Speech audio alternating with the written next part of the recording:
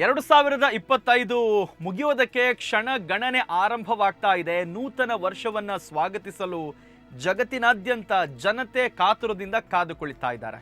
ಈ ನಡುವೆ 2025ರಲ್ಲಿ ನಮ್ಮ ದೇಶದಲ್ಲಿ ಏನಾಯಿತು, ರಾಜ್ಯದಲ್ಲಿ ಏನಾಯಿತು, ಸ್ಥಳೀಯವಾಗಿ ಏನೆಲ್ಲ ಹಲವು ಪ್ರಮುಖ ಘಟನೆಗಳು ನಡೆಯಿತು, ಒಂದ್ಸಲ ಅದನ್ನ ರಿಕಾಲ್ ಮಾಡುವಂತಹ ಒಂದು ಸಣ್ಣ ಪ್ರಯತ್ನ. ಬಿಕಾಸ್ ನಮ್ಮದು ಮೆಮೊರಿ ತುಂಬ ಶಾರ್ಟ್ ಇರುತ್ತೆ. ಯಾಕಂದರೆ ಈಗ ಕೊರೋನಾ ಆಗಿದೆ ಅನ್ನೋದೇ ನಮಗೆ ಮರೆತು ಬಿಟ್ಟ ರೀತಿಯಲ್ಲಿ ನಮ್ಮ ವರ್ತನೆ ಇರುತ್ತೆ.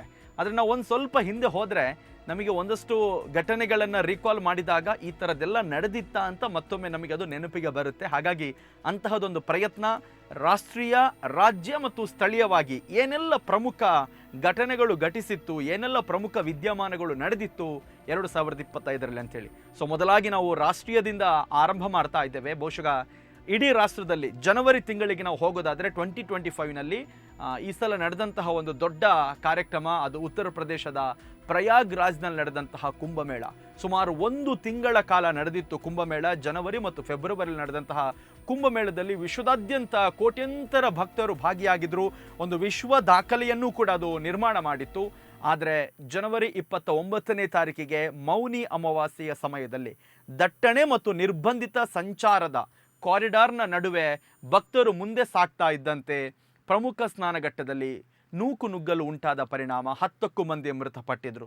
ಸೊ ಇದು ನಮಗೆ ಜನವರಿ ಆರಂಭದಲ್ಲೇ ನಡೆದಂತಹ ಒಂದು ದುರ್ಘಟನೆ ಇದು. ಯಾಕಂದರೆ ಒಂದು ಕಡೆ ಇಡೀ ವಿಶ್ವದಾದ್ಯಂತ ಜನರು ಭಾಗಿಯಾಗಿ ಕೋಟ್ಯಂತರ ಭಕ್ತರು ಬಂದಿದ್ದಂತಹ ಕುಂಭಮೇಳದಲ್ಲಿ ಕೊನೆಯ ಗಳಿಗೆಯಲ್ಲಿ ಕಾಲ್ತುಳಿತಾಗಿ ಒಂದು 10 ಜನ ಮೃತಪಟ್ಟಂತಹ ಒಂದು ಖೇದಕರದ ಘಟನೆ ನಮ್ಮ ದೇಶದಲ್ಲಿ ನಡೆದಿತ್ತು.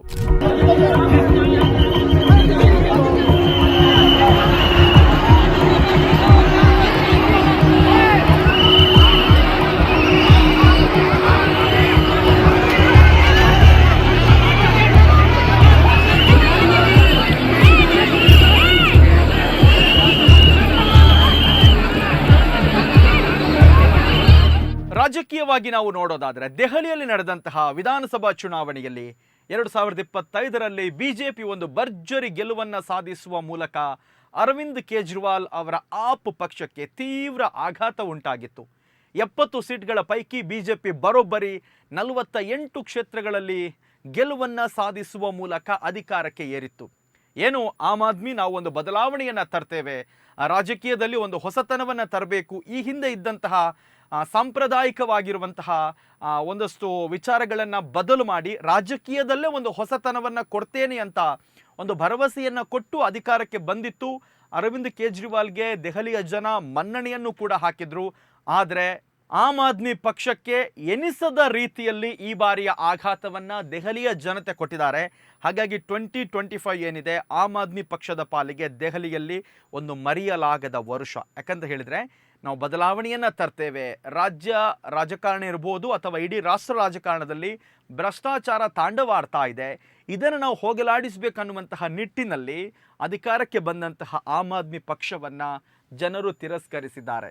ಎಲ್ಲಿ ನಾವು ದೆಹಲಿಯಲ್ಲಿ ನಾವು ವಿನ್ ಆಗಿ ಆ ಒಂದು ವಿಜಯವನ್ನು ಇಡೀ ರಾಷ್ಟ್ರಕ್ಕೆ ವಿಸ್ತರಿಸಬೇಕು. ಯಾಕಂತ ಹೇಳಿದರೆ ಅರವಿಂದ್ ಕೇಜ್ರಿವಾಲ್ ಯಾವ ರೀತಿ ಗುರುತಿಸ್ಕೊಳ್ತಾ ಇದ್ರು ಅಂತ ಹೇಳಿದರೆ ಮುಂದಿನ ರಾಷ್ಟ್ರ ರಾಜಕಾರಣದ ಒಬ್ಬ ನಾಯಕ.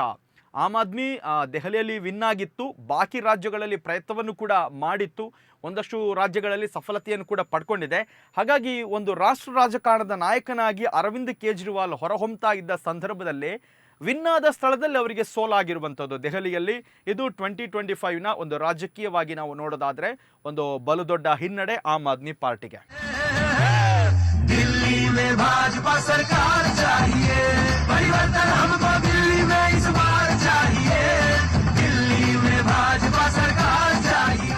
ಒಂದು ಕಡೆ ಉತ್ತರ ಪ್ರದೇಶದಲ್ಲಿ ವಿಶ್ವ ಪ್ರಸಿದ್ಧ ಕುಂಭಮೇಳ ನಡೀತಾ ಇದ್ರೆ, ಇತ್ತ ರಾಜಧಾನಿ ದೆಹಲಿಯಲ್ಲಿ ಇಂಟರ್ಸಿಟಿ ಸೇವೆಗಳಿಗೆ ಸಂಬಂಧಿಸಿದ ಭಾರೀ ಜನದಟ್ಟಣೆಯ ನಡುವೆ ನವದೆಹಲಿ ರೈಲ್ವೆ ನಿಲ್ದಾಣದಲ್ಲಿ ಪ್ರಯಾಣಿಕರ ನೂಕುನುಗ್ಗಲು ಉಂಟಾಗಿ 18 ಮಂದಿ ಮೃತಪಟ್ಟಿದ್ರು. ಘಟನೆಯಲ್ಲಿ ಹಲವರು ಗಾಯ ಕೂಡ ಗೊಂಡಿದ್ರು.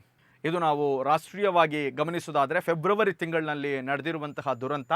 ಇಡೀ ವರ್ಷ ನಾವು 2025ನ್ನು ನೋಡೋದಾದರೆ ಬೆಂಕಿಯಿಂದ ಹಲವಾರು ದುರಂತಗಳು ನಡೆದಿದೆ. ನೀರಿನಿಂದ ಎಸ್ಪೆಷಲಿ ಬೆಂಕಿ ಮತ್ತು ನೀರಿನ ಅವಘಡದಿಂದ ಹಲವಾರು ಜನ ಮೃತಪಟ್ಟಿದ್ದಾರೆ. ಸೊ ನಾವು ಒಂದೊಂದಾಗಿ ನೋಡ್ತಾ ಹೋಗೋಣ. ಇದು ಫೆಬ್ರವರಿಯಲ್ಲಿ ನಡೆದಂತಹ ಒಂದು ಘಟನೆ, ಅದು ದೆಹಲಿಗೆ ಸಂಬಂಧಪಟ್ಟ ಹಾಗೆ.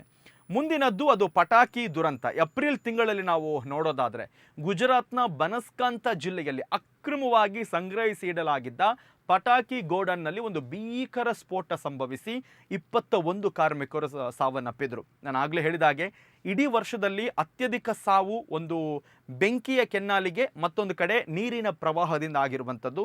ಸೊ ಗುಜರಾತ್ನಲ್ಲಿ ಆದಂತಹ ಒಂದು ಘಟನೆಯಲ್ಲಿ ಏಪ್ರಿಲ್ ತಿಂಗಳಲ್ಲಿ 21 ಮಂದಿ ಕಾರ್ಮಿಕರು ಪಟಾಕಿ ಗೋಡನ್ನಲ್ಲಿ ನಡೆದಂತಹ ಒಂದು ಭೀಕರ ದುರಂತಕ್ಕೆ ಸಾವನ್ನಪ್ಪಿದ್ರು.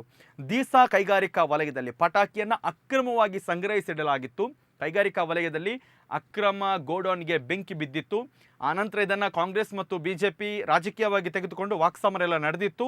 ಅಂತೂ ಇಂತೂ ಅಕ್ರಮವಾಗಿ ಏನು ಪಟಾಕಿ ಸಂಗ್ರಹ ಮತ್ತು ಅದೊಂದು ಬಿಸ್ನೆಸ್ ಮಾಡ್ತಾ ಇದ್ರು, ಅದಕ್ಕೆ 21 ಕಾರ್ಮಿಕರು ಸಾವನ್ನಪ್ಪಿದ್ರು.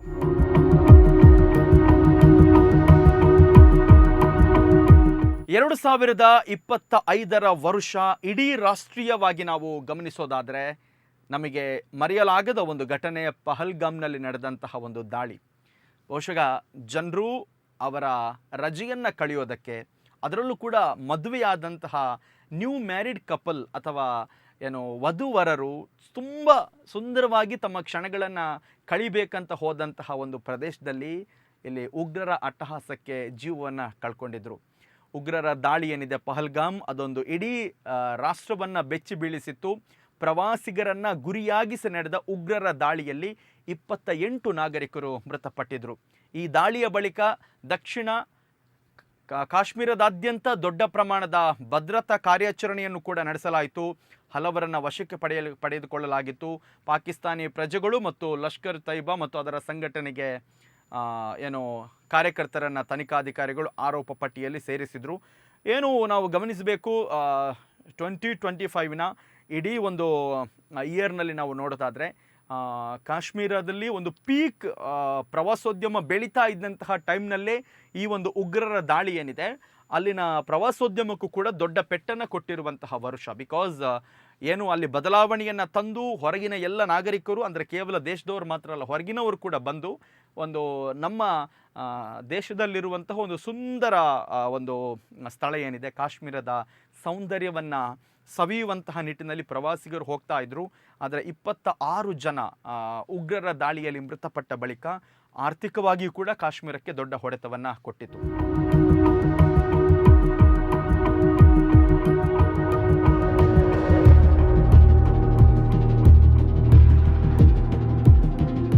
ನವೆಂಬರ್ 10ನೇ ತಾರೀಕಿಗೆ ದೆಹಲಿಯ ಕೆಂಪುಕೋಟೆಯ ಗೇಟ್ ಸಂಖ್ಯೆ 1 ಮತ್ತು ದೆಹಲಿಯ ಲಾಲ್ ಕಿಲಾ ಮೆಟ್ರೋ ನಿಲ್ದಾಣದಲ್ಲಿ ಸಂಭವಿಸಿದ ಭೀಕರ ಕಾರು ಸ್ಫೋಟದಲ್ಲಿ ಕನಿಷ್ಠ 10 ಮಂದಿ ಸಾವನ್ನಪ್ಪಿದ್ರು. ಅಲ್ಲದೆ ಘಟನೆಯಲ್ಲಿ 20 ಮಂದಿ ಗಾಯಗೊಂಡಿದ್ದರು. ಜಮ್ಮು, ಫರೀದಾಬಾದ್, ರಾಜಸ್ಥಾನದಲ್ಲಿ ತನಿಖಾ ಸಂಸ್ಥೆಗಳು ದೇಶದಾದ್ಯಂತ ನಡೆಸಿದ ದಾಳಿಗಳ ನಡುವೆಯೇ ಈ ಒಂದು ದಾಳಿ ಆಗಿತ್ತು. ತನಿಖಾ ವಿವರದ ಪ್ರಕಾರ ನಾವು ನೋಡೋದಾದರೆ ಶಂಕಿತರು ಅಯೋಧ್ಯೆ ಮತ್ತು ಪ್ರಯಾಗ್ರಾಜ್ನಂತಹ ಸ್ಥಳಗಳನ್ನು ಸೇರಿ 4 ಸ್ಥಳಗಳಲ್ಲಿ ಸರಣಿ ಸ್ಫೋಟ ಮಾಡೋದಕ್ಕೆ ಒಂದು ಪ್ಲ್ಯಾನ್ ಮಾಡಿದರು. ಹಾಗಾಗಿ ಸಂಭಾವ್ಯವಾಗಿ ಬಹುದೊಡ್ಡ ಅಪಾಯವನ್ನು ಭಾರತದ ಭದ್ರತಾ ಸಿಬ್ಬಂದಿಗಳು ವಿಫಲಗೊಳಿಸಿದರು.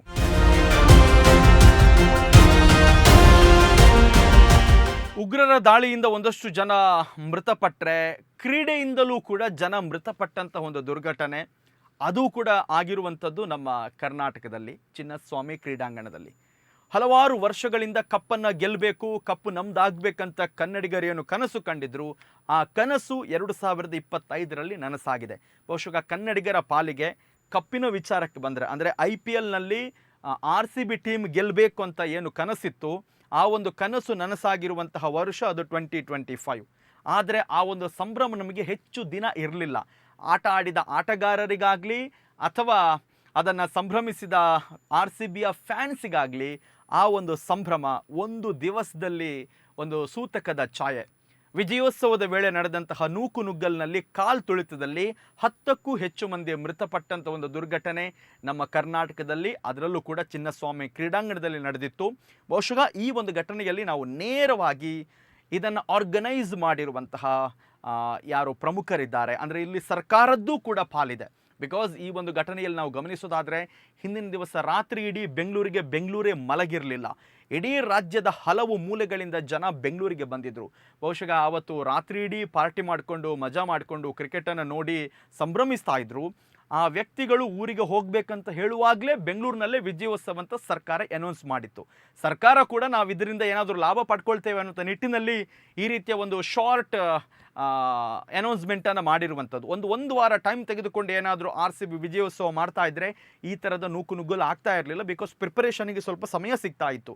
ಆದರೆ ಸರ್ಕಾರ ತೆಗೆದುಕೊಂಡಿರುವಂತಹ ಒಂದು ತಪ್ಪು ನಿರ್ಧಾರದಿಂದಾಗಿ ಚಿಕ್ಕ ಮಕ್ಕಳಿಂದ ಹಿಡಿದು ಯುವಕರು ಕೂಡ RCBಯ ವಿಜಯೋತ್ಸವದ ಸಂದರ್ಭದಲ್ಲಿ ಕಾಲ್ ತುಳಿತಕ್ಕೆ ಒಳಪಟ್ಟು ಮೃತಪಟ್ಟಿದ್ರು. ಹಾಗಾಗಿ ಕಪ್ಪು ಗೆದ್ದಿದ್ದೇವೆ, ಕಪ್ಪು ಗೆದ್ದ ನಡುವೆಯೂ ಕೂಡ 10 ಮಂದಿಯನ್ನು ಕಳಕೊಂಡಿದ್ದೇವೆ ಎನ್ನುವ ನೋವು ನಮ್ಮಲ್ಲಿದೆ.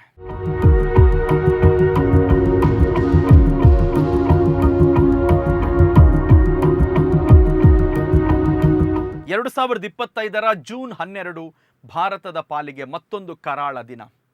ಅದರಲ್ಲೂ ಕೂಡ ಏರ್ ಇಂಡಿಯಾ ಸಂಸ್ಥೆಯ ಪಾಲಿಗೆ ಅಹಮದಾಬಾದ್ನ ಸರ್ದಾರ್ ವಲ್ಲಭಾಯ್ ಪಟೇಲ್ ಅಂತಾರಾಷ್ಟ್ರೀಯ ವಿಮಾನ ನಿಲ್ದಾಣದಿಂದ ಟೇಕ್ ಆಫ್ ಆದ ಸ್ವಲ್ಪ ಸಮಯದ ನಂತರ ಏರ್ ಇಂಡಿಯಾ ಫ್ಲೈಟ್ 171 ಪತನಗೊಳ್ಳುತ್ತೆ.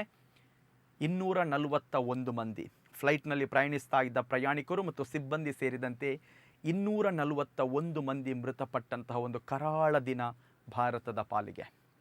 ತಾಂತ್ರಿಕ ಸಮಸ್ಯೆಯಿಂದ ಬಲು ದೊಡ್ಡ ಒಂದು ಅವಘಡ ಸಂಭವಿಸುತ್ತೆ. ಸಹಜವಾಗಿಯೇ ವಿಶ್ವದಾದ್ಯಂತ ಜನರು ಇದಕ್ಕೆ ಶೋಕವನ್ನು ಕೂಡ ವ್ಯಕ್ತಪಡಿಸ್ತಾರೆ.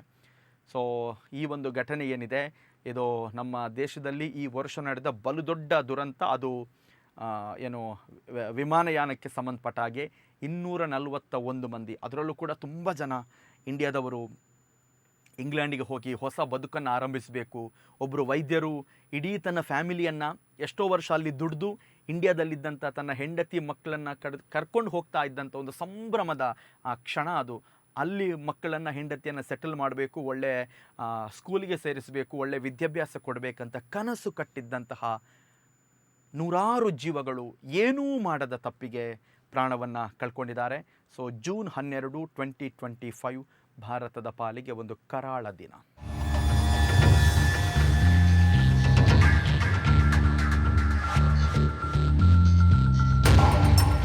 ಒಂದಷ್ಟು ಅವಘಡಗಳು, ಜನರು ಸಾವನ್ನಪ್ಪಿರುವಂಥದ್ದು ರಾಜಕೀಯ ವಿದ್ಯಮಾನದ ನಡುವೆ ಆಗಸ್ಟ್ 15, 2025 ಸ್ವಾತಂತ್ರ್ಯ ದಿನಾಚರಣೆಯ ಭಾಷಣದಲ್ಲಿ ಪ್ರಧಾನಿ ಮೋದಿಯವರು ಅನೌನ್ಸ್ ಮಾಡಿದ ಒಂದು ವಿಚಾರ ಭಾರತಕ್ಕೆ ಒಂದು ಸಂತೋಷವನ್ನು ಕೊಟ್ಟಿರುವಂಥ ಗಳಿಗೆ. GSTಯ ಸುಧಾರಣೆಯನ್ನು ಘೋಷಣೆ ಮಾಡ್ತಾರೆ. ಇದಕ್ಕೆ ಅವರು ರಾಷ್ಟ್ರಕ್ಕೆ ದೀಪಾವಳಿ ಉಡುಗೊರೆ ಅಂತ ಕೂಡ ತನ್ನ ಭಾಷಣದಲ್ಲಿ ಉಲ್ಲೇಖ ಮಾಡ್ತಾರೆ. GST ಕೌನ್ಸಿಲ್ ತನ್ನ 56ನೇ ಸಭೆಯಲ್ಲಿ ಅನುಮೋದಿಸಿದ ಸುಧಾರಣೆಯನ್ನು ಅಂತಿಮವಾಗಿ ಸೆಪ್ಟೆಂಬರ್ 22ನೇ ತಾರೀಕಿಗೆ ಜಾರಿಗೆ ತರಲಾಗುತ್ತೆ. ಸೊ GSTಯಲ್ಲಿ ಮಾಡಿರ್ತಕ್ಕಂಥ ಒಂದು ಬದಲಾವಣೆ ಅಂದರೆ ವ್ಯಾಪಾರಸ್ಥರ ಪಾಲಿಗೆ, ಅಂದರೆ ನೇರವಾಗಿ ಇದು ವ್ಯಾಪಾರಸ್ಥರಿಗೆ ಮಾತ್ರ ಅಲ್ಲ, ಪ್ರತಿಯೊಬ್ಬರಿಗೂ ಕೂಡ ಎಫೆಕ್ಟ್ ಆಗುವಂಥದ್ದೇ. ಹಾಗಾಗಿ ಇದೊಂದು ವಿಚಾರ ಮೋದಿಯವರು ಆಗಸ್ಟ್ 15ನೇ ತಾರೀಕಿಗೆ ಅನೌನ್ಸ್ ಮಾಡಿರುವಂಥದ್ದು ಒಂದು ಸಂತೋಷಕರ ಸಂಗತಿ. बहुत सारी जगहों पर पहले और अब के बोर्ड लगाए जा रहे हैं. साथियों, हम नागरिक देवो भवः के जिस मंत्र के साथ आगे बढ़ रहे हैं, नेक्स्ट जनरेशन GST रिफॉर्म में इसकी साफ झलक दिखाई देती है. अगर हम इनकम टैक्स में छूट और GST में छूट को जोड़ दें तो एक साल में जो निर्णय हुए हैं उससे देश के लोगों को 2.5 लाख करोड़ रुपए से ज्यादा की बचत होगी. और तभी तो मैं कह रहा हूं ये बचत उत्सव है. ಇನ್ನು ಮಳೆಗಾಲದ ವಿಚಾರಕ್ಕೆ ಬಂದಾಗ ಬೇರೆ ಬೇರೆ ರೀತಿಯ ಅವಘಡಗಳು ಈ ಬಾರಿಯ ಮಳೆಗಾಲದಲ್ಲಿ ಸಂಭವಿಸಿದೆ. ವರುಣನ ಪ್ರಕೋಪಕ್ಕೆ ಈ ಸಲ ಸ್ವಲ್ಪ ಹೆಚ್ಚೇ ಅವಘಡಗಳು ಸಂಭವಿಸಿದೆ. ಅದರಲ್ಲೂ ಕೂಡ ಕರ್ನಾಟಕದಲ್ಲಿ ಬಹುಮುಖ್ಯವಾಗಿ ಮಾನ್ಸೂನ್ನಿಂದ ಹಲವಾರು ಭೂಕುಸಿತ ಉಂಟಾಗಿದೆ. ವಿಶೇಷವಾಗಿ ಭಾರೀ ನೆರೆಯ ಪರಿಣಾಮ ಇಡೀ ದೇಶದಾದ್ಯಂತ ನೋಡೋದಾದರೆ ಪಂಜಾಬ್ ಇರ್ಬೋದು, ಉತ್ತರಾಖಂಡ, ಬಿಹಾರದಲ್ಲಿ 1000ಕ್ಕೂ ಅಧಿಕ ಮಂದಿ ಸ್ಥಳಾಂತರಗೊಂಡಿದ್ದಾರೆ. ದುರದೃಷ್ಟಕರವಾಗಿ ದೇಶದಾದ್ಯಂತ ಹೆಚ್ಚಿನ ಪ್ರಮಾಣದಲ್ಲಿ ಸಾವು ನೋವುಗಳು ಸಂಭವಿಸಿದೆ. ಅಂದರೆ ಈ ವರ್ಷದ್ದು ಹೇಗೆ ಅಂತ ಹೇಳಿದರೆ 2025 ಇಡೀ ವರ್ಲ್ಡಿಗೆ ನಾವು ಗಮನಿಸೋದಾದರೆ ತುಂಬ ಸಾವು ನೋವಿನ ವರ್ಷ ಇದು. ಹಲವಾರು ಯುದ್ಧಗಳು ನಡೆದಿದೆ. ರಾಷ್ಟ್ರಗಳ ನಡುವೆ ಏನು ಹಲವು ವರ್ಷಗಳಿಂದ ಇದ್ದಂತಹ ವೈಮನಸ್ಸು ಈ ಸಲ ಅದೆಲ್ಲವೂ ಕೂಡ ಯುದ್ಧದಲ್ಲಿ ಕೊನೆಗೊಂಡಿರುವಂಥ ಒಂದು ವರ್ಷ ಅದು. ಈ ಯುದ್ಧದಲ್ಲಿ ಹಲವಾರು ಸಾವು ನೋವುಗಳನ್ನು ನಾವು ಕಂಡಿದ್ದೇವೆ. ಇನ್ನು ಮಳೆಯಿಂದಲೂ ಹಲವು ಹಾನಿಯಾಗಿದೆ, ಬೆಂಕಿಯಿಂದಲೂ ಹಲವಾರು ಹಾನಿಯಾಗಿದೆ.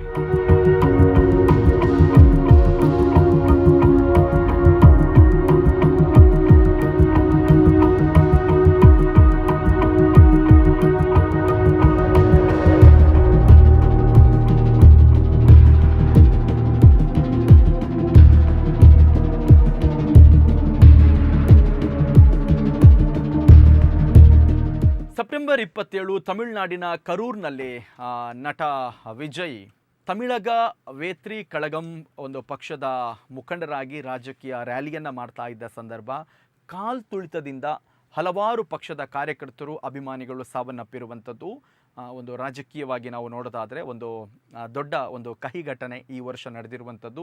ತಮಿಳುನಾಡು ಸರ್ಕಾರ ಇದನ್ನು ನ್ಯಾಯಾಂಗ ತನಿಖೆಯು ಕೂಡ ಆದೇಶ ಮಾಡಿತ್ತು. ಸಂತ್ರಸ್ತರ ಕುಟುಂಬಗಳಿಗೆ ಪರಿಹಾರವನ್ನು ಕೂಡ ಘೋಷಿಸಿತ್ತು. ಅದರಲ್ಲೂ ಮುಖ್ಯವಾಗಿ ಹೊಸ ಜನಸಂದಣಿ ನಿಯಂತ್ರಣೆಯ ಮಾರ್ಗಸೂಚಿಯನ್ನು ಕೂಡ ಹೊರಡಿಸಿತ್ತು. ಬಹುಶಃ ನಟ ವಿಜಯ್ ಪಾಲಿಗೆ 2025 ಏನಿದೆ ಅದು ರಾಜಕೀಯವಾಗಿ ಅವರನ್ನು ತೋರ್ಪಡಿಸಿಕೊಳ್ಳೋದಕ್ಕೆ ಹೊರಟಂಥ ಒಂದು ಇಯರ್ ಇದು 2025. ಆದರೆ ವಿಜಯ್ ಇದರಲ್ಲಿ ಸಕ್ಸಸ್ ಕೂಡ ಆಗಿದ್ದಾರೆ. ಆದರೆ ಅಷ್ಟೇ ಹಿನ್ನಡೆಯನ್ನು ಕೂಡ ಈ ವರ್ಷ ಅವರು ಪೆಟ್ಟು ತಿಂದಿದ್ದಾರೆ. ಯಾಕೆಂದರೆ ಮಾಡಿದಂತಹ ರ್ಯಾಲಿಯಿಂದಾಗಿ ಸಾವು ನೋವುಗಳು ಸಂಭವಿಸಿ ಅದರಿಂದ ಅವರಿಗೆ ತುಂಬ ಮೈನಸ್ ಆದಂಥ ಒಂದು ಘಟನೆ ಕೂಡ ನಡೆದಿದೆ. ಸೆಪ್ಟೆಂಬರ್ 27 ವಿಜಯ್ ಪಾಲಿಗೆ ಒಂದು ಕರಾಳ ದಿನ. ಬಿಕಾಸ್ ಅವರ ರ್ಯಾಲಿಗೆ ಬಂದಂತಹ ಅವರದ್ದೇ ಕಾರ್ಯಕರ್ತರು, ಅವರದ್ದೇ ಅಭಿಮಾನಿಗಳು ಕಾಲ್ತುಳಿತಕ್ಕೆ ಒಳಗಾಗಿ ಸಾವನ್ನಪ್ಪಿದರು.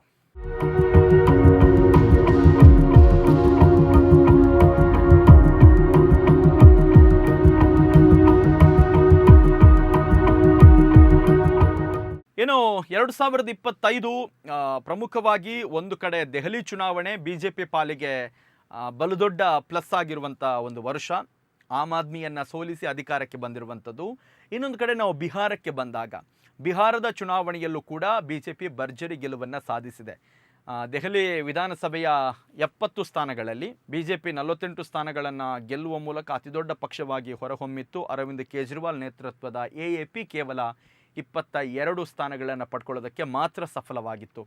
ಅಂತಿಮವಾಗಿ ರೇಖಾ ಗುಪ್ತಾ ದೆಹಲಿ ಮುಖ್ಯಮಂತ್ರಿಯಾಗಿ ಪ್ರಮಾಣ ವಚನವನ್ನು ಸ್ವೀಕರಿಸಿದರು. ಇತ್ತ ನವೆಂಬರ್ನಲ್ಲಿ ಬಿಹಾರದ ವಿಧಾನಸಭಾ ಚುನಾವಣೆಯಲ್ಲಿ ಬಿಜೆಪಿ ನೇತೃತ್ವದ NDA 243 ಸ್ಥಾನಗಳಲ್ಲಿ 202 ಸ್ಥಾನಗಳನ್ನು ಗಳಿಸುವ ಮೂಲಕ ಒಂದು ಬಲು ದೊಡ್ಡ ಪಕ್ಷವಾಗಿ ಬಿಹಾರದಲ್ಲಿ ಹೊರಹೊಮ್ಮಿತ್ತು. ಎಲ್ಲರ ನಿರೀಕ್ಷೆಯಂತೆ ನಿತೀಶ್ ಕುಮಾರ್ ದಾಖಲೆಯ ಬಾರಿಗೆ ಅಂದರೆ 10ನೇ ಅವಧಿಗೆ ಮುಖ್ಯಮಂತ್ರಿಯಾಗಿ ಆಯ್ಕೆಯಾದರು. ರಾಷ್ಟ್ರೀಯ ಜನತಾ ದಳ ನೇತೃತ್ವದ ಮಹಾಗಠ್ ಬಂಧನ್ ಏನಿದೆ 35 ಸ್ಥಾನಗಳಿಗೆ ಇಳಿದು ತೀವ್ರ ಮುಖಭಂಗವನ್ನು ಕಂಡಿದ್ದಂತಹ ಒಂದು ಇತಿಹಾಸ ಅಂದರೆ ಈಗ 2025ನಲ್ಲಿ ನಡೆದು ಹೋಗಿದೆ. ಇದು ಇನ್ನು ಇತಿಹಾಸದ ಪುಟ ಸೇರುತ್ತೆ. ಸೊ ಮತ್ತೊಮ್ಮೆ ಏನು ನಾವು BJPಯನ್ನು ಮಣಿಸೋದಕ್ಕೆ ಜೊತೆಯಾಗ್ತೇವೆ ಅಂತ ಮಹಾಗಠಬಂಧನ್ ರೂಪಿಸೋದಕ್ಕೆ ಅಂತ ಹೋದಂತಹ ಪಕ್ಷಗಳಿಗೆ ಮುಖಭಂಗವಾಗಿರುವಂಥದ್ದು ಬಿಹಾರದಲ್ಲೂ ಕೂಡ. ಸೊ BJP ದಾಖಲೆಯ ಒಂದು ರೀತಿಯಲ್ಲಿ ಬಿಹಾರದಲ್ಲಿ ಗೆದ್ದು ಬೀಗಿದೆ.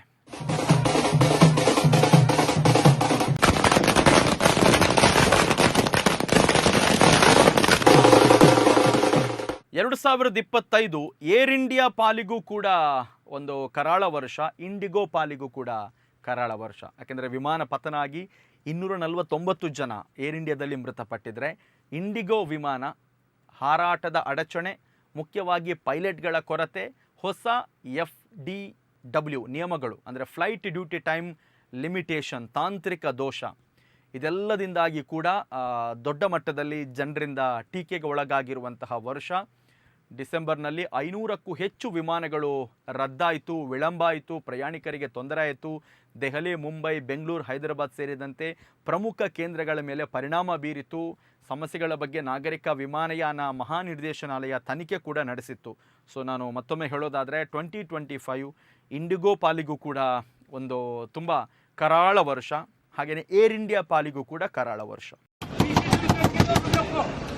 मैडम 4 दिन से 3 दिन से बिना खाए बेच हुए यहाँ पे खड़े हैं। ऐसा करने कैसा करने प्यार से बोले मैडम प्यार से बोले हम 3 दिन से प्यार से बोल रहे हैं क्या इधर आके भाषण मत दे भीख भी मांगी हुआ तेरे को निकल ऐसे भीख मांग रहा तेरे को। वो सचिन मिश्रा है कि नहीं? मैनेजर को बुला तुम्हारे मैनेजर को फिर बोलो मेरे क्या काम में मिल गए। नो नो नो ये सतीश है ये सचिन मिश्रा और ऊपर से बड़ा करे जैसे कि तुम्हारे घर का खाता हूँ कि मैं क्या मैं मेरा क्वेरी है मैडम 3 दिन से बिना खाए बेच हुए बूढ़ा बच्चा लोग बेंगलुरु में अटका था। कल जाके नाइट को लैंड हुआ पर बिना बैग के लैंड हुआ। मेरा घर का चाबी उसमें मेरा पासपोर्ट उसमें है। क्या झक मार गया मैं क्या बोल रहे हैं? सुनने ही दे रहा है। वही सी से मैनेजर हाँ चलो लाइन में आते हैं। हम लोग लाइन में ही खड़े हैं कब से हमारा चेक करो पहले। ಇನ್ನು ಸ್ಥಳೀಯವಾಗಿ ಅಂದರೆ ನಮ್ಮ ದಕ್ಷಿಣ ಕನ್ನಡ ಉಡುಪಿ ಈ ಥರದ ನಮ್ಮ ತುಳುನಾಡಿನಲ್ಲಿ 2025ನಲ್ಲಿ ಆಗಿರುವಂತಹ ಒಂದಷ್ಟು ಪ್ರಮುಖ ವಿದ್ಯಮಾನಗಳು ಘಟನೆಗಳನ್ನು ನಾವು ನೋಡೋದಾದರೆ ಸಹಜವಾಗಿ ಹಲವಾರು ಘಟನೆಗಳು ನಡೆದಿರುತ್ತೆ. ಅದರಲ್ಲಿ ಒಂದಷ್ಟು ಮೇಜರ್ ಅನ್ನು ನಿಮಗೆ ನೀಡುವಂಥ ಒಂದು ಪ್ರಯತ್ನ. ದಕ್ಷಿಣ ಕನ್ನಡ ಜಿಲ್ಲೆಯ ಒಂದು ಐತಿಹಾಸಿಕ ಬಪ್ಪನಾಡು ದುರ್ಗಾ ಪರಮೇಶ್ವರಿ ದೇವಸ್ಥಾನ. ಸಾವಿರಾರು ಭಕ್ತರು ಅಲ್ಲಿ ಏನು ಆ ದೇವಿಯನ್ನು ಆರಾಧಿಸ್ತಾರೆ. ಆದರೆ ಈ ಬಾರಿಯ ಒಂದು ವಾರ್ಷಿಕ ಜಾತ್ರೆಯ ಸಮಯದಲ್ಲಿ ತೇರು ಏನಿದೆ ಅಂದರೆ ಏಪ್ರಿಲ್ 19ನೇ ತಾರೀಕಿಗೆ ಅದು ಆಗಿರುವಂಥದ್ದು ಮುಂಜಾನೆ ಕುಸಿದು ಬಿದ್ದಿದೆ. ಆದರೆ ಈ ಘಟನೆಯಲ್ಲಿ ದೇವಿಯೇ ಭಕ್ತರನ್ನು ರಕ್ಷಿಸಿದ್ದಾರೆ ಅನ್ನುವ ರೀತಿಯಲ್ಲಿ ಪವಾಡ ಸದೃಶವಾಗಿ ಯಾರಿಗೂ ಗಾಯ ಆಗದೆ ಏನೂ ಸಮಸ್ಯೆ ಆಗದ ರೀತಿಯಲ್ಲಿ ಆ ಒಂದು ರಥ ಅಥವಾ ತೇರು ಬಿದ್ದಂಥ ಘಟನೆ ಇಲ್ಲಿ ನಾವು ಗಮನಿಸಬೇಕು. ಆ ವಿಡಿಯೋ ಸಿಕ್ಕಾಪಟ್ಟೆ ವೈರಲ್ ಆಯಿತು. ಬಹುಶಃ ನಮ್ಮ ದಕ್ಷಿಣ ಕನ್ನಡ ಉಡುಪಿ ಜಿಲ್ಲೆ ಹೇಗಂತ ಹೇಳಿದರೆ ಇಲ್ಲಿ ಹಲವಾರು ದೈವಸ್ಥಾನಗಳಿದೆ. ಸಹಜವಾಗಿ ಧಾರ್ಮಿಕವಾಗಿ ಶ್ರದ್ಧೆ ಮತ್ತು ನಂಬಿಕೆಯುಳ್ಳಂಥ ಜನರು ನಮ್ಮಲ್ಲಿ ಹೆಚ್ಚಾಗಿದ್ದಾರೆ. ಹಾಗಾಗಿ ಆ ವಿಡಿಯೋ ನೋಡಿದಾಗ ಏನು ಎಲ್ಲರನ್ನ ರಕ್ಷಣೆ ಮಾಡುವಂತಹ ತಾಯಿ ತೇರು ಬಿದ್ದಾಗಲೂ ಕೂಡ ಭಕ್ತರ ರಕ್ಷಣೆ ಮಾಡಿದ್ಲು ಅನ್ನುವಂಥ ರೀತಿಯಲ್ಲಿ ಎಲ್ಲರೂ ಮಾತಾಡಿದರು. ಬ್ರಹ್ಮರಥೋತ್ಸವದ ಸಮಯದಲ್ಲಿ ಬೆಳಗಿನ ಜಾವ 2 ಗಂಟೆಯ ಸುಮಾರಿಗೆ ನಡೆದಂಥ ಒಂದು ಘಟನೆ ಬಹುಶಃ ಬಪ್ಪನಾಡು ಕ್ಷೇತ್ರಕ್ಕೆ ಅಥವಾ ಅಲ್ಲಿನ ಪಾಲಿಗೆ ಒಂದು ಕರಾಳ ವರ್ಷ ಇದು. ಈ ಥರ ಅಂದರೆ ತೇರು ಬೀಳುವಂಥದ್ದು ಒಳ್ಳೆಯ ಸೂಚನೆ ಅಲ್ಲ. ಆದರೂ ಕೂಡ ದೇವಿ ನಮ್ಮನ್ನು ರಕ್ಷಣೆ ಮಾಡಿದ್ದಾಳೆ ಅನ್ನುವಂತಹ ಭಾವನೆ ಜನರಲ್ಲಿ ಮತ್ತಷ್ಟು ಗಟ್ಟಿಯಾಗಿತ್ತು.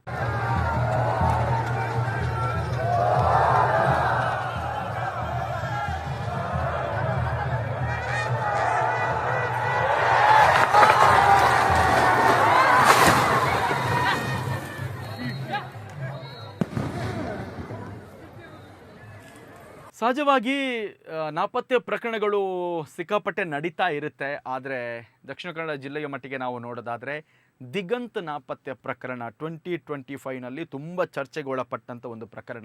ಮಂಗಳೂರಿನ ಫರಂಗಿಪೇಟೆ ಮೂಲದ ದ್ವಿತೀಯ PUC ಓದ್ತಾ ಇದ್ದಂತಹ ದಿಗಂತ್ ನಾಪತ್ತೆ ಪ್ರಕರಣ ಮಾರ್ಚ್ 2025ನಲ್ಲಿ ನಡೆದಿತ್ತು.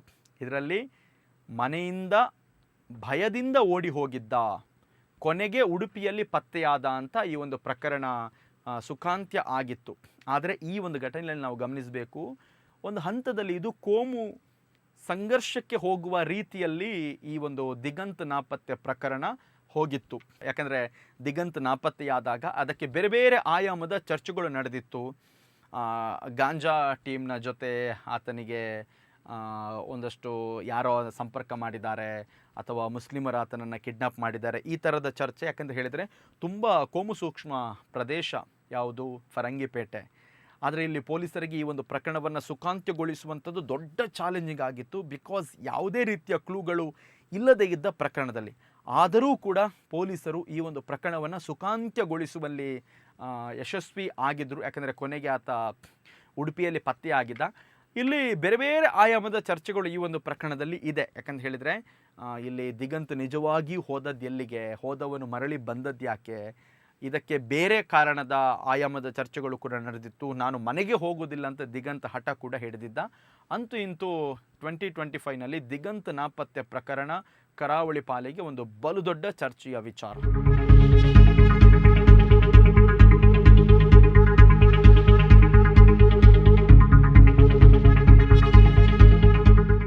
ಮೇ 1ನೇ ತಾರೀಕು ರಾತ್ರಿ ಮಂಗಳೂರಿನ ಬಜ್ಪೆಯ ಕಿನ್ನಿ ಪದವು ಬಳಿ ಹಿಂದೂ ಕಾರ್ಯಕರ್ತ ಸುಹಾಸ್ ಶೆಟ್ಟಿಯನ್ನು ತಲ್ವಾರ್ನಿಂದ ಕೊಚ್ಚಿ ಕೊಲೆ ಮಾಡಲಾಗಿದೆ. ಬಹುಶಃ ಹಿಂದೂ ಕಾರ್ಯಕರ್ತರು ಅಥವಾ ಸಂಘಟನೆಯ ಕಾರ್ಯಕರ್ತರಿಗೆ 2025 ಮೇ 1 ಏನಿದೆ ಅದೊಂದು ಮರೆಯಲಾಗದಂತಹ ದಿನ. ಇಲ್ಲಿ ಸುಹಾಸ್ ಶೆಟ್ಟಿಯ ಮೇಲೆ ರೌಡಿ ಶೀಟರ್ ಇತ್ತು. ಬಿಕಾಸ್ ಆತ ಫಾಜಿಲ್ ಕೊಲೆ ಕೇಸ್ನಲ್ಲಿ ಪ್ರಮುಖ ಆರೋಪಿ ಆಗಿದ್ದ.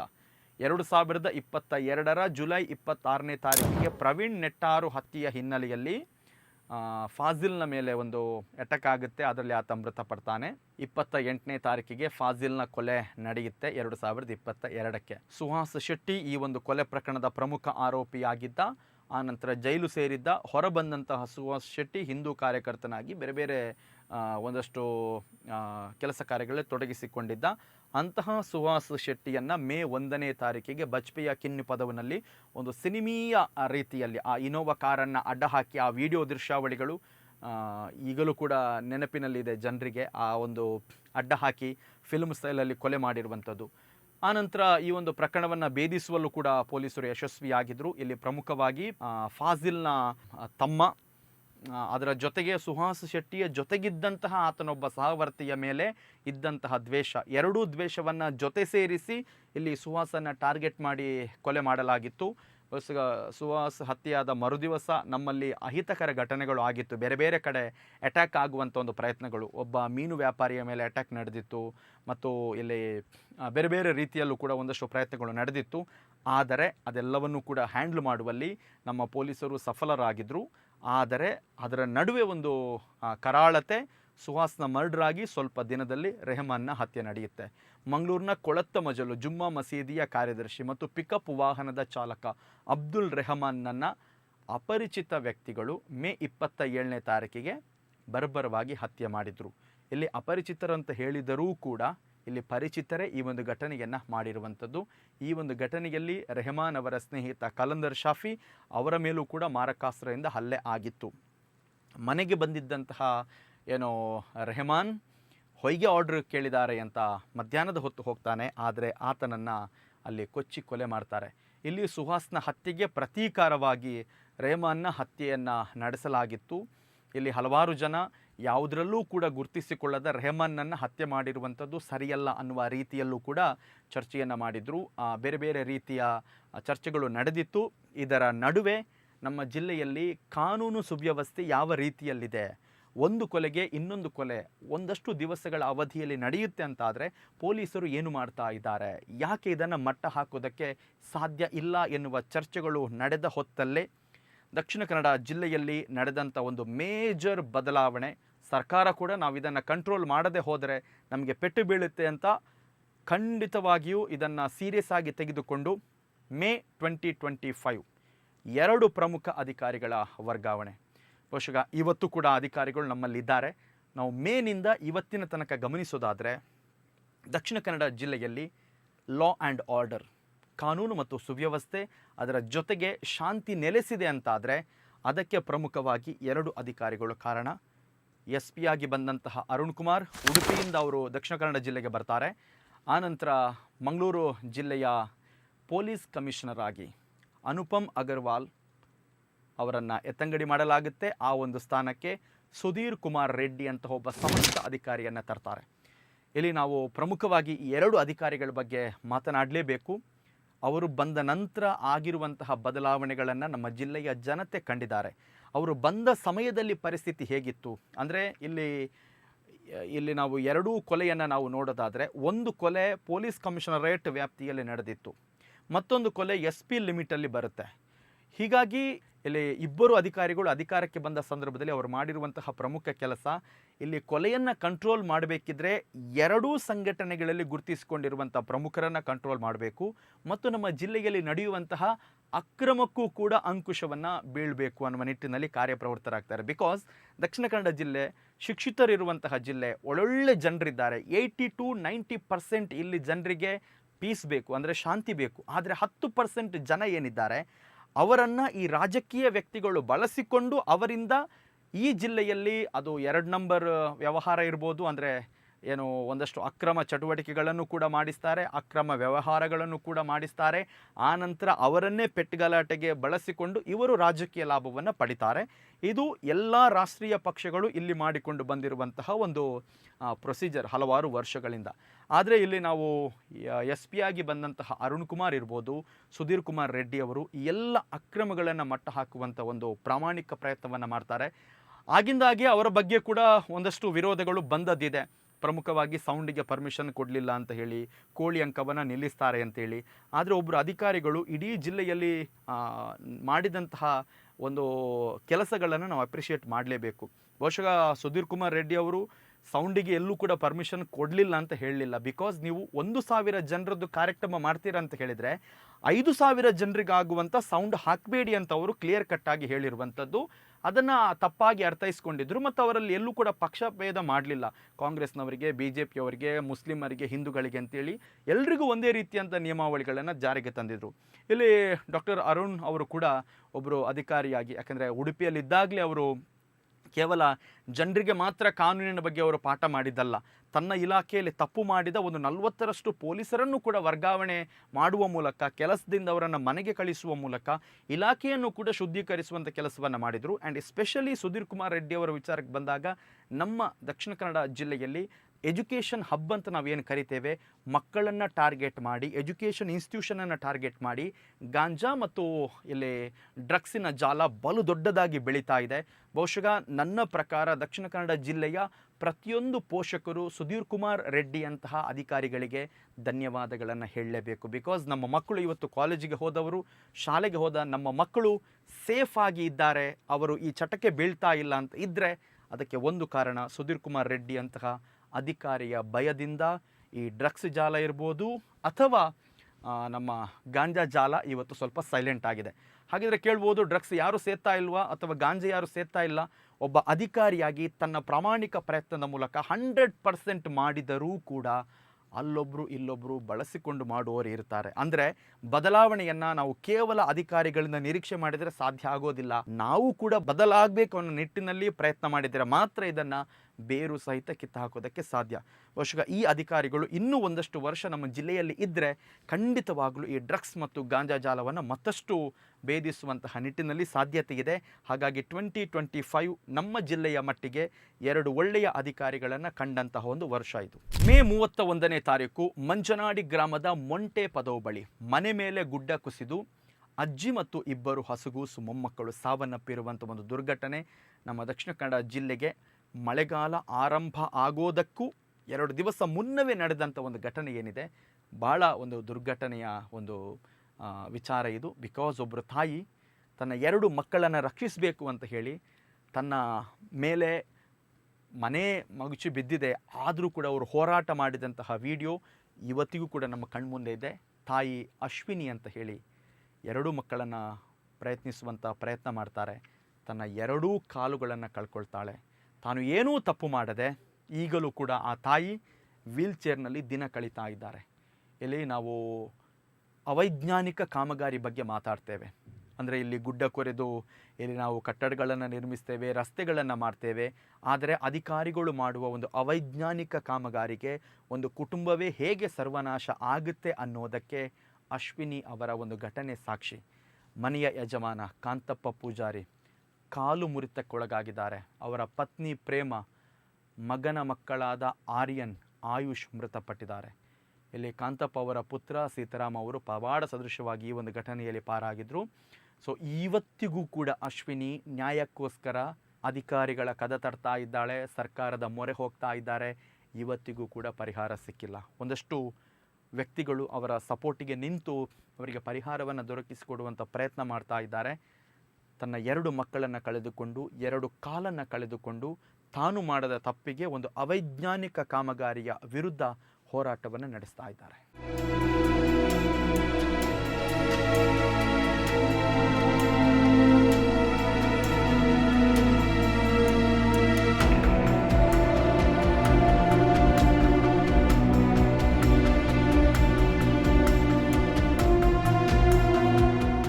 ಇನ್ನು ಸ್ಥಳೀಯವಾಗಿ ಕರಾವಳಿ ಪಾಲಿಗೆ ಈ ಸಲದ ಬಲು ದೊಡ್ಡ ಚರ್ಚೆಯ ವಿಚಾರ ಸೌಜನ್ಯ ಕೊಲೆ ಪ್ರಕರಣಕ್ಕೆ ಸಂಬಂಧಪಟ್ಟ ಹಾಗೆ ಏನೋ ಒಬ್ಬ ವ್ಯಕ್ತಿ ಎದುರುಗಡೆ ಬಂದು ನಾನು ನೂರಾರು ಶವಗಳನ್ನು ಹೂತು ಹಾಕಿದ್ದೇನೆ, ನಾನು ಜಾಗಗಳನ್ನೂ ಕೂಡ ತೋರಿಸಬಲ್ಲೆ ಎನ್ನುವಂಥ ಒಂದು ಹೇಳಿಕೆಯನ್ನು ಕೊಟ್ಟಾಗ ಇಡೀ ಕರಾವಳಿಯ ಜನ, ಇದು ಕೇವಲ ಕರಾವಳಿಗೆ ಸಂಬಂಧಪಟ್ಟದ್ದಲ್ಲ, ಇಡೀ ರಾಜ್ಯಕ್ಕೆ ಸಂಬಂಧಪಟ್ಟ ಸುದ್ದಿ ಮತ್ತು ರಾಷ್ಟ್ರೀಯವಾಗಿ ಕೂಡ ದೊಡ್ಡ ಚರ್ಚೆಗಾಗಿತ್ತು. ನ್ಯಾಷನಲ್ ಮೀಡಿಯಾಗಳು ಕೂಡ ಇದನ್ನು ಕವರ್ ಮಾಡಿತ್ತು. ಇಲ್ಲಿ ಚಿನ್ನಯ್ಯ ಎನ್ನುವಂಥ ಒಬ್ಬ ವ್ಯಕ್ತಿ, ನಾನು ಧರ್ಮಸ್ಥಳದಲ್ಲೇ ಕೆಲಸ ಮಾಡ್ತಾ ಇದ್ದೆ, ಇಲ್ಲಿ ನಾನು ತುಂಬ ಶವಗಳನ್ನು ಹೂತು ಹಾಕಿದ್ದೇನೆ ಅಂತ ಒಂದು ಸ್ಟೇಟ್ಮೆಂಟನ್ನು ಕೊಡ್ತಾನೆ. ಅಂದರೆ ಇದು ಸ್ಟೇಟ್ಮೆಂಟ್ ಕೇವಲ ಒಂದು ಹೇಳಿಕೆಗೆ ಸೀಮಿತ ಆಗಿರೋದಿಲ್ಲ, ಕೋರ್ಟ್ ಮುಂದೆ ಕೂಡ ಬಂದ ಆತ ಹೇಳಿಕೆಯನ್ನು ಕೊಡ್ತಾನೆ.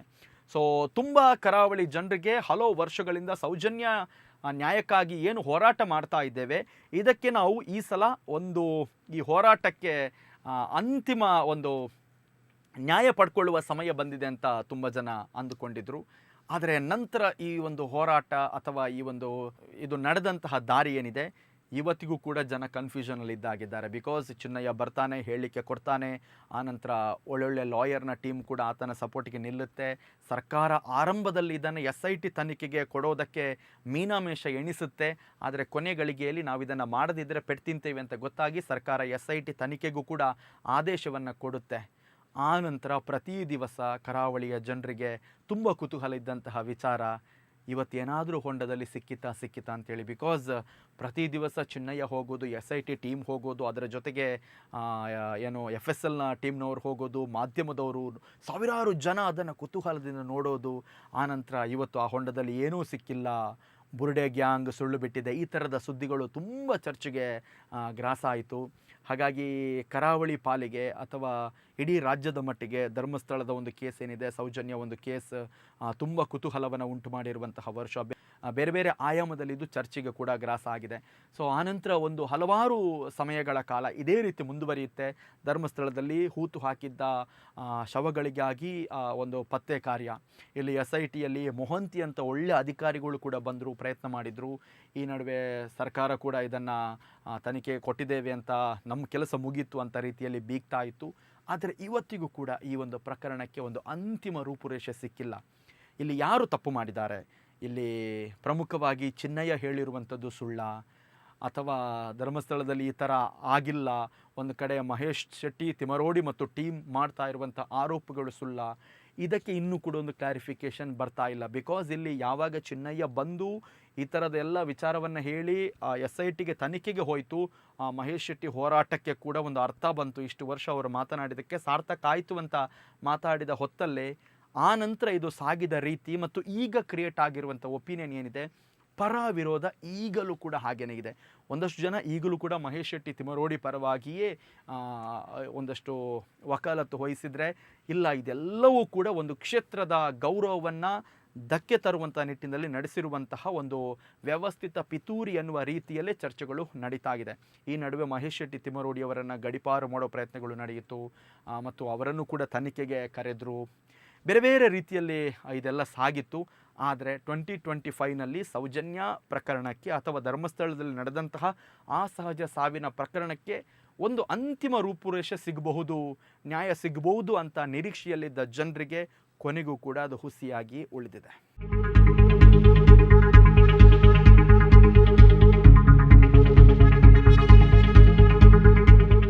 ಕರಾವಳಿಯಲ್ಲಿ ಈ ಬಾರಿ 2 ಹತ್ಯೆಗಳು, ಅಂದರೆ ಹಿಂದೂ ಕಾರ್ಯಕರ್ತ ಮತ್ತು ಮುಸ್ಲಿಂ ವ್ಯಕ್ತಿಯ ಹತ್ಯೆಗಳು ನಡೆದರೆ, ಮತ್ತೊಂದು ಹತ್ಯೆ, ಗುಂಪು ಹತ್ಯೆ ಪ್ರಕರಣ ಏಪ್ರಿಲ್ 2025ರಲ್ಲಿ ಕುಡುಪು ಸಮೀಪ ನಡೆದಿರುವಂಥದ್ದು. ಚಿಂದಿ ಆಯುವ 38 ವರ್ಷದ ಮೊಹಮ್ಮದ್ ಅಶ್ರಫ್ ಎಂಬವನನ್ನು ಗುಂಪೊಂದು ಬರ್ಬರವಾಗಿ ಹತ್ಯೆ ಮಾಡಿರುವಂಥದ್ದು ಕರಾವಳಿಯ ಮಟ್ಟಿಗೆ ಒಂದು ಖೇದಕರದ ವಿಚಾರ. ಬಿಕಾಸ್ ಎಲ್ಲೋ UPಯಲ್ಲೋ ಬೇರೆ ರಾಜ್ಯದಲ್ಲಿ ಒಂದು ಗುಂಪು ಸೇರಿ ಒಬ್ಬ ವ್ಯಕ್ತಿಯನ್ನು ಅಮಾನುಷವಾಗಿ ಕೊಲ್ತಾರೆ ಅನ್ನುವ ಘಟನೆಗಳು ನಡೀತಾ ಇತ್ತು. ಆದರೆ ನಮ್ಮಲ್ಲೂ ಕೂಡ ಇಲ್ಲಿ ಒಬ್ಬ ಗುಜರಿ ಹಾಕುವಂಥ ವ್ಯಕ್ತಿಯನ್ನು ಅಲ್ಲಿ ಒಂದಷ್ಟು ಜನ ಆಟ ಆಡ್ತಾ ಇದ್ದವರು ಹೊಡೆದು ಉರುಳಿಸಿರುವಂಥದ್ದು ಬೇರೆ ಬೇರೆ ಆಯಾಮದಲ್ಲಿ ಚರ್ಚೆಗೆ ಗ್ರಾಸ ಆದಂತಹ ವಿಚಾರ ಇದು. ಮತ್ತೊಂದು ಕೇಸ್ ಅದು. ಅಲ್ಲಿ ಒಂದಷ್ಟು ಜನರನ್ನು ರಕ್ಷಿಸುವಂಥ ಪ್ರಯತ್ನಗಳು ಕೂಡ ನಡೆದಿತ್ತು. ಆದರೆ ಒಟ್ಟಾರೆಯಾಗಿ ಇದಕ್ಕೆ 2 ಬಣ್ಣಗಳನ್ನು ಬಳೆದಿದ್ದರು. ಅಂದರೆ ಅಶ್ರಫ್ ಆತ ಚಿಂದಿ ಆಯುವವನಲ್ಲ, ಅವನಿಗೊಂದು ಬಣ್ಣ ಬಳಿಯುವಂಥ ಪ್ರಯತ್ನ ಆಯಿತು. ಬೇರೆ ಬೇರೆ ರೀತಿಯಲ್ಲಿ ಒಂದು ಕೇಸ್ ಆಯಿತು. ನ್ಯಾಯಾಲಯ ಇತ್ತೀಚೆಗೆ ಕೆಲವು ಪ್ರಮುಖ ಆರೋಪಿಗಳ ಜಾಮೀನನ್ನು ಕೂಡ ತಿರಸ್ಕರಿಸಿದೆ. ಪ್ರಕರಣದ ತನಿಖೆ ಮತ್ತು ವಿಚಾರಣೆ ಮುಂದುವರೆದಿದೆ. 21 ಮಂದಿದ್ದು ಅರೆಸ್ಟ್ ಕೂಡ ಆಗಿದೆ.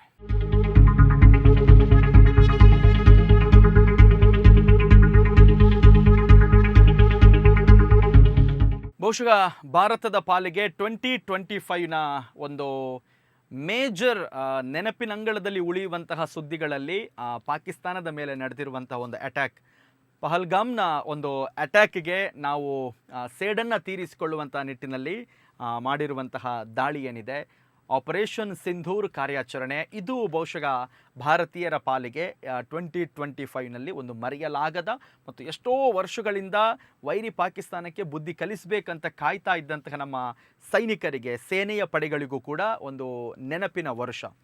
ಏಪ್ರಿಲ್ 22ನೇ ತಾರೀಕಿಗೆ ಪಹಲ್ಗಾಮ್ನಲ್ಲಿ ನಡೆದಂತಹ ಉಗ್ರರ ದಾಳಿಯಲ್ಲಿ 28 ಜನ ಮೃತಪಟ್ಟಿದ್ದರು. ಆಪರೇಷನ್ ಸಿಂಧೂರ್ ಮೂಲಕ ಭಾರತ ಇದಕ್ಕೆ ಪ್ರತೀಕಾರವಾಗಿ ಮೇ 7ನೇ ತಾರೀಕಿಗೆ ಪಾಕಿಸ್ತಾನದ ಉಗ್ರಗಾಮಿ ಶಿಬಿರಗಳ ಮೇಲೆ ವೈಮಾನಿಕ ಮತ್ತು ಕ್ಷಿಪಣಿ ದಾಳಿಯನ್ನು ಮಾಡಿತ್ತು. ಇದಕ್ಕೆ ಪ್ರತಿಕ್ರಿಯೆಯಾಗಿ ಪಾಕಿಸ್ತಾನ ನಮ್ಮ ನಾಗರಿಕ ಪ್ರದೇಶಗಳ ಮೇಲೆ ದಾಳಿಯನ್ನು ಮಾಡಿತ್ತು, ಪರಮಾಣು ಬೆದರಿಕೆಯನ್ನು ಕೂಡ ಒಡ್ಡಿತ್ತು. ಆದರೆ ಇದು ಯಾವುದನ್ನು ಕೂಡ ಲೆಕ್ಕಕ್ಕೆ ತೆಗೆದುಕೊಳ್ಳದೆ ಭಾರತದ ಸೇನೆ ನಡೆಸಿದ ಕಾರ್ಯಾಚರಣೆಯಲ್ಲಿ ಪಾಕಿಸ್ತಾನದ ಪ್ರಮುಖ ಬೇಸ್ಗಳೇನಿದೆ, ಉಗ್ರರ ಬೇಸ್ ಅಂತ ಹೇಳ್ತೇವೆ, ಅದೆಲ್ಲವನ್ನೂ ಕೂಡ ವೈಮಾನಿಕ ದಾಳಿಯಲ್ಲಿ ನಾವು ಹೊಡೆದು ಉರುಳಿಸಿದ್ದೇವೆ. ಇಲ್ಲಿ ಸ್ವಲ್ಪ ಸಮಯ ಕೊಡ್ತಾ ಇದ್ದರೆ ನಮ್ಮ ಸೈನಿಕರಿಗೆ ಇನ್ನೂ ಕೂಡ ಆ ಥರದ ತುಂಬ ಬೇಸ್ಗಳನ್ನು ಹೊಡಿತಾ ಇದ್ದರು. ಆದರೆ ಇಲ್ಲಿ ಪ್ರಮುಖವಾಗಿ ಏನು ಟ್ರಂಪ್ ಮಾಡಿರುವಂತಹ ಒಂದು ಟ್ವೀಟ್ ಅಥವಾ ಮಾತುಕತೆ ನಮ್ಮ ಸೈನಿಕರ ಕಾರ್ಯಾಚರಣೆಗೆ ಅದು ತಡೆಯನ್ನು ಒಡ್ಡಿತ್ತು. ಮತ್ತು ತುಂಬ ಜನ ಮಾತಾಡಿದರು ಈ ಒಂದು ವಿಚಾರಕ್ಕೆ ಸಂಬಂಧಪಟ್ಟ ಹಾಗೆ, ತಪ್ಪು ನಿರ್ಧಾರವನ್ನು ತೆಗೆದುಕೊಂಡಿದ್ದೇವೆ. ಯಾಕಂದರೆ ಸೇನೆ ಏನು ಪ್ಲ್ಯಾನ್ ಪ್ರಕಾರ ಎಲ್ಲವನ್ನು ಕೂಡ ಮಾಡಿ ಮುಗಿಸ್ಬೇಕಂತ ಹೊರಟಿತ್ತು, ಇದನ್ನು ಅರ್ಧಕ್ಕೆ ತಡಿಬಾರ್ದಿತ್ತು, ನಮ್ಮ ಸೈನಿಕರಿಗೆ ಟೈಮ್ ಕೊಡಬೇಕಿತ್ತು ಅನ್ನುವಂಥ ನಿಟ್ಟಿನಲ್ಲೂ ಕೂಡ ಚರ್ಚೆ ನಡೆದಿತ್ತು. ಮತ್ತು ಸಿಂಧೂರ್ ಕಾರ್ಯಾಚರಣೆ ಏನಿದೆ, ಇಲ್ಲಿ ನಾವು ಪೆಹಲ್ಗಾಮ್ನಲ್ಲಿ ನಡೆದಂಥ ದಾಳಿಯಲ್ಲಿ ನೋಡಿದ್ದೆವು. ಪಾಪ ಮದುವೆಯಾಗಿ ಏನು ತಮ್ಮ ರಜೆಯ ಒಂದು ಸುಂದರ ಕ್ಷಣಗಳನ್ನು ಕಳಿಬೇಕಂತ ಹೋಗಿದ್ದಂತಹ ಜನರು, ನನ್ನ ಪತಿ ನಿಧನರಾಗಿದ್ದಾರೆ ಅಂತ ಮಹಿಳೆ, ಆಗಷ್ಟೇ ಹಸೆಮನೆಗೆ ಹೇಳಿದ ಮಹಿಳೆ ಆ ಒಂದು ಮೃತದೇಹದ ಮುಂದೆ ಕೂತು ಕಣ್ಣೀರನ್ನು ಸುರಿಸಿದ್ರು. ಈ ಒಂದು ಕಣ್ಣೀರಿಗೆ ನಾವು ಮಹಿಳೆಯರ ಮೂಲಕನೇ ದಾಳಿ ಮಾಡಿಸಿ ಆ ಒಂದು ದಾಳಿಗೆ ಆಪರೇಷನ್ ಸಿಂಧೂರ್ ಅಂತ ಹೆಸರು ಕೊಟ್ಟು ನಮ್ಮ ಮಹಿಳೆಯರ ಶಕ್ತಿಯನ್ನೂ ಕೂಡ, ಸೇನೆಯಲ್ಲಿರುವಂತಹ ಮಹಿಳೆಯರ ಶಕ್ತಿಯನ್ನು ಕೂಡ ವಿಶ್ವಕ್ಕೆ ತೋರಿಸಿದ್ದೆವು. ಹಾಗಾಗಿ ಸೈನಿಕರ ಪಾಲಿಗೆ ಮತ್ತು ಭಾರತೀಯರ ಪಾಲಿಗೆ ಪಾಕಿಸ್ತಾನದ ವಿರುದ್ಧ ಮಾಡಿರುವಂತಹ ದಾಳಿ, ಅದರಲ್ಲೂ ಕೂಡ ಇದು ಕೇವಲ ಇಂಡಿಯಾಕ್ಕೆ ಮಾತ್ರ ಅಲ್ಲ, ಇಡೀ ಜಗತ್ತಿಗೆ ಥ್ರೆಟ್ ಆಗಿರುವಂತಹ ಭಯೋತ್ಪಾದಕರ ಮೂಲ ನೆಲೆಗಳ ಮೇಲೆ ಮಾಡಿರುವಂತಹ ದಾಳಿ. ಸೊ ನಮಗೆ 2025ನ ಒಂದು ಹೆಗ್ಗಳಿಕೆಯ ವರ್ಷ ಭಾರತದ ಪಾಲಿಗೆ, ನಮ್ಮ ಸೇನೆಯ ಪಾಲಿಗೆ.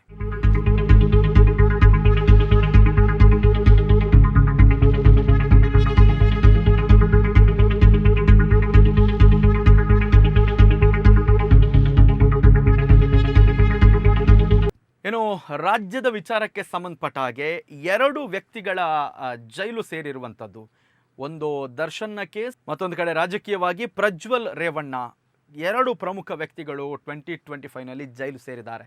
ಬಹುಶಃ ದರ್ಶನ್ನ ಕೇಸ್ಗೆ ಬಂದಾಗ ನಮ್ಮ ಹಣೆ ಬರಹ ಸರಿ ಇಲ್ಲದಿದ್ದರೆ, ನಮ್ಮ ವ್ಯಕ್ತಿತ್ವ ಸರಿ ಇಲ್ಲದಿದ್ದರೆ, ನಮಗೆ ಎಂಥದ್ದೇ ಪವರ್ ಇರಲಿ, ಎಂಥದ್ದೇ ಪೊಲಿಟಿಕಲ್ ಬ್ಯಾಕ್ಗ್ರೌಂಡ್ ಇರಲಿ, ಹಣ ಇರಲಿ, ಅದು ಯಾವುದೂ ಕೆಲಸಕ್ಕೆ ಬರಲ್ಲ ಅನ್ನೋದಕ್ಕೆ ದರ್ಶನ್ನ ಕೇಸ್ ಇಲ್ಲಿ ನಮಗೆ ಜ್ವಲಂತ ಉದಾಹರಣೆ ಕರ್ನಾಟಕದ ಪಾಲಿಗೆ.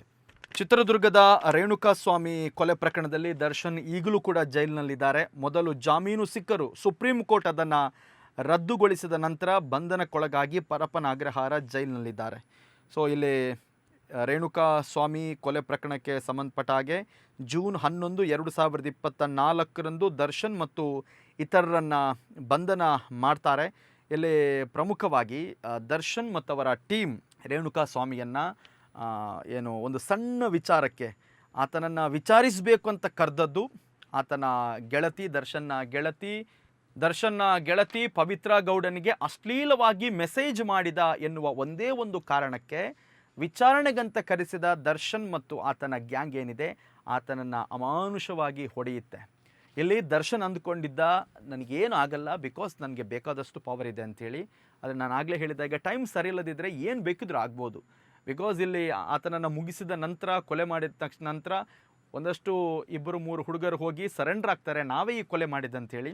ಬಟ್ ಈ ಕೇಸ್ನಲ್ಲಿ ನಾವು ಗಮನಿಸಬೇಕಿರುವಂಥ ಪ್ರಮುಖ ವಿಚಾರ, ಈ DCP ಅಥವಾ ACP ಲೆವೆಲ್ ಆಫೀಸರ್ಸ್ಗಳು ಸಣ್ಣ ಸಣ್ಣ ಪಿಟ್ಟಿ ಕೇಸ್ಗೆಲ್ಲ ಬರೋದೇ ಇಲ್ಲ. ಬಟ್ ದರ್ಶನ್ನ ಕೇಸ್ನಲ್ಲಿ ಏನು ಸರೆಂಡರ್ ಆಗಲಿಕ್ಕೆ ಅಂತ ಹೋದ ಇಬ್ಬರು ಹುಡುಗರು ಪೊಲೀಸ್ ಸ್ಟೇಷನಲ್ಲಿ ಮಾತಾಡ್ತಾ ಇರುವಾಗ ACP ಅವರು ಬರ್ತಾರೆ. ಏನಾಗಿದೆ ಅಂತ ಕೇಳ್ತಾರೆ. ಈ ಕಟ್ಟುಕತೆಯನ್ನು ಕೇಳಿದ ನಂತರ ಸ್ವಲ್ಪ ಡೌಟ್ ಆಗಿ ಆ ನಂತರ ವಿಚಾರಣೆಗೆ ಶುರು ಮಾಡ್ತಾರೆ. ಸೊ ಫೈನಲ್ ಮೂಮೆಂಟಲ್ಲಿ ವಿಚಾರಣೆ ಮುಂದುವರಿಸ್ತಾ ಇದ್ದಾಗ ಇದರ ಹಿಂದುಗಡೆ ಇರುವಂಥ ಹೆಸರುಗಳು ಮುನ್ನೆಲೆಗೆ ಬರುತ್ತೆ. ಆ ನಂತರ ದರ್ಶನನ್ನು ಅರೆಸ್ಟ್ ಮಾಡುವಂಥದ್ದು ಕೂಡ ಅಷ್ಟು ಸುಲಭದ ವಿಚಾರಣೆಯಲ್ಲ. ಸೊ ಅದನ್ನು ಏನು ಕಮಿಷನರ್ ಅವರ ಗಮನಕ್ಕೆ ತಂದು ಬೆಳಿಗ್ಗೆ ಜಿಮ್ಗೆ ಹೋದಂಥ ದರ್ಶನ್ ಅವರನ್ನು ಅರೆಸ್ಟ್ ಮಾಡಿ ತರುವ ತನಕನೂ ಕೂಡ ಒಂದು ಗೌಪ್ಯವಾಗಿ ಈ ಒಂದು ಕಾರ್ಯಾಚರಣೆಯನ್ನು ಮಾಡ್ತಾರೆ. ಈ ಕಾರ್ಯಾಚರಣೆಯಲ್ಲಿ ನಾವು ಗಮನಿಸಬೇಕು, ಪ್ರಮುಖವಾಗಿ ACP ಮತ್ತು ಆಗಿನ ಕಮಿಷನರ್ ಇವರೆಲ್ಲರೂ ಕೂಡ ನಿಷ್ಪಕ್ಷಪಾತವಾಗಿ ಕೆಲಸವನ್ನು ನಿರ್ವಹಿಸಿದ ಕಾರಣ ತಪ್ಪು ಮಾಡಿದರೆ ಅವ ನಟನೆ ಇರಲಿ ಅಥವಾ ಎಷ್ಟೇ ದೊಡ್ಡ ವ್ಯಕ್ತಿಯಾದರೂ ಕೂಡ ಕಾನೂನು ಎಲ್ಲರಿಗೂ ಒಂದೇ ಅನ್ನೋದನ್ನು ದರ್ಶನ್ ಕೇಸ್ನಲ್ಲಿ ನಮ್ಮ ಪೊಲೀಸ್ ಇಲಾಖೆ ತೋರಿಸಿಕೊಟ್ಟಿದೆ.